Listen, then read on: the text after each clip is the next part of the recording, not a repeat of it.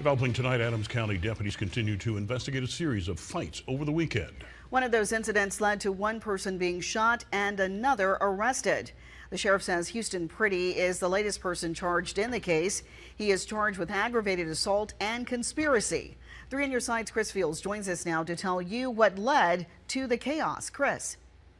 Well, Maggie, the Adams County Sheriff says everything stemmed from a man occasionally riding his bike to being assaulted by a group of individuals. And get this, it was all caught on video. He says it's an attack no one should ever have to endure or witness.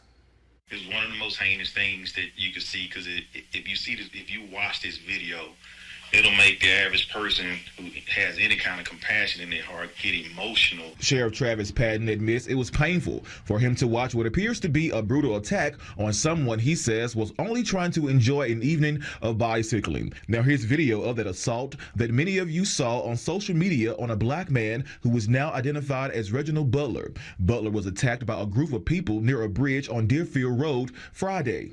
You know, this guy was riding his bike down the street, and they stopped him and asked for a cigarette, which turned into asking him to fight, calling him all kinds of names. Sheriff Patton says later that night, Butler returned to that area near the bridge where 2 separate incidents occurred. Reginald Butler went home for a while, and what he did was he retrieved a weapon before coming back from his residence.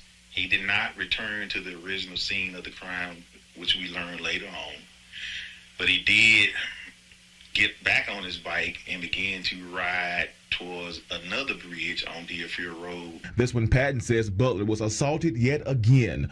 Things escalated between him and this individual. That individual ended up assaulting Reginald Butler as well.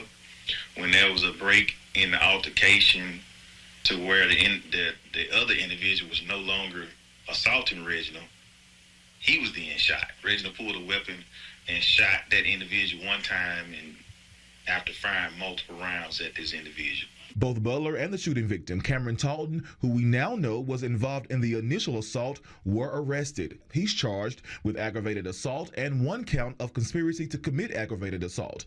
Butler has since bonded out of jail. That was a very emotional thing for this entire community. You could see the pain and the anger and the frustration throughout this community, and that's why we work diligently with our state and federal partners on this case to make the arrest that we made and to be transparent as possible in this case. Now the sheriff says they have also reached out to MBI and the FBI about this incident to determine whether or not this is a hate crime. I'm Chris Fields, 3 on Your Side.